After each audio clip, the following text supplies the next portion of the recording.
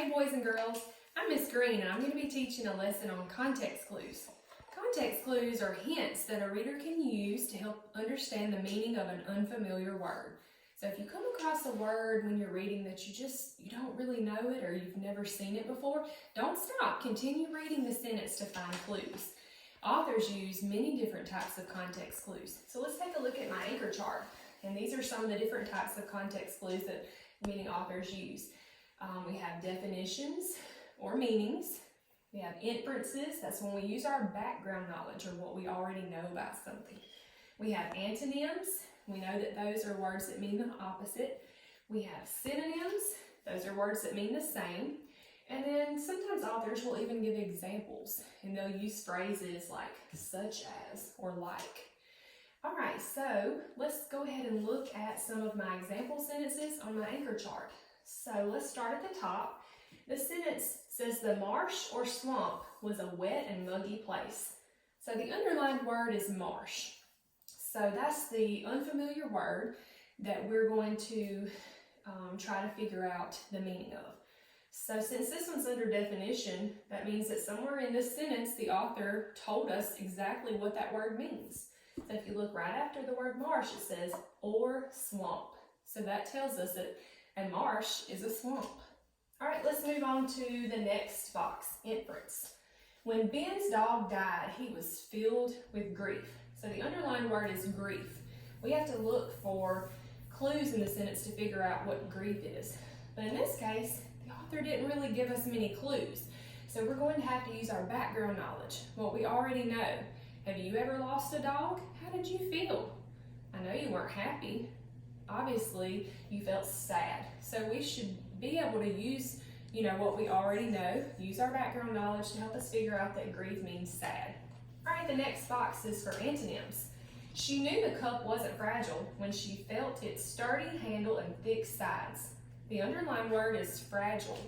So we have to look for clues in the sentence to figure out what fragile means.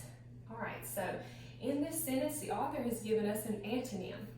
We know that the word sturdy is something that is very durable. So sturdy is the opposite of fragile. So that lets me know that fragile means something really delicate, something that's going to break easily. All right, the next one is synonyms. We know that synonyms mean the same. Miss Smith is compassionate and is caring to others. So in this sentence, the author gave us a synonym to help us understand the meaning of compassionate. The synonym that's given is caring. All right, the next box is examples. A device such as a phone or tablet can be expensive. The underlined word is device. So we're going to look for some context clues to help us figure out the meaning of device. So this time, the author gave us two examples to help us figure this one out. He gave us a phone or a tablet. So that kind of helps us understand what a device is. All right, so the next thing that we're going to do is we're going to read some text messages from some little phones that I have. And in the text messages, there's going to be an unfamiliar word. And we're going to have to look for some context clues to help us understand the meaning of that word. All right, so let's start with this one. It says, "Man, can I come over and swim in your pool to cool off? I am sweltering without air conditioning." "Sure, come on over. We've been swimming all afternoon." So the underlined word in this text message is sweltering. So we're going to look for an antonym that could possibly help us understand what sweltering means. So if you look around the word, you will see that the author has added the phrase cool off. We know that to cool off is going to be the opposite of sweltering, okay? So that kind of lets us know that sweltering means to be very hot, okay? Let's look at our next text message. "Hi, Jim. Did you get your consent form filled out for the field trip next Friday yet?" "Not yet. My mom said that she will only let me go if I promise to keep my room clean all week." So the underlined word in this text message is consent. The author didn't really give us a whole lot of context clues in this text message. So we're going to have to make an inference, and that means to use our background knowledge, okay? So I want you to think about field trips and what you already know about the procedures that we have to do. It gives us the word form. We know that a form is a piece of paper, and we know that they have to be filled out. And then it also tells us that my mom's not going to let me go unless I get my room clean. So based on those clues and what we already know about field trips, we can kind of figure out that consent means to give permission. All right, the next text message says, "Did you smell that pungent odor in the locker room? Yes, someone must have forgotten to take home their dirty gym socks. Gross. Maybe. Boy, was it disgusting." The underlined word in this text message is pungent. Now, we're going to be looking for context clues to figure out what pungent means. And the good news is the author gave us a definition.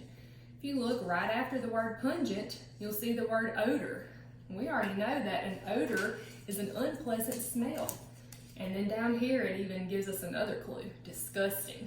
So we know that pungent is a horrible smell. The next text message says, "Have you looked outside your window yet this morning? Yeah, I guess it rained like crazy last night. I know, our yard is completely saturated with water. It looks like a lake." So the underlined word in this text message is saturated. The author gave us an example to help us understand the word saturated. He said it looks like a lake. So that helps us understand that saturated means completely soaked and filled with moisture. All right, guys, I have one more text message to look at. "Can we play ball at your house today?" "Sure, why?" "I don't want my little brother trying to jump in again. He can be such a nuisance." "Yeah, my sister was annoying at that age too." So the underlined word in this text message is nuisance. The author gave us a synonym to help us understand this word. The synonym is annoying. So this is our context clue that's going to help us understand that a nuisance is to be a pain or a bother. Okay, so let's review the different types of context clues. We talked about definitions, inferences, that's our background knowledge, what we already know about something. Antonyms, that means the opposite. Synonyms, it means the same. And examples. All right, so just remember, when you come across a word that you don't know, don't stop reading, just continue reading the sentence and look for some context clues. Find those hints so that you can understand unfamiliar words. Thank you.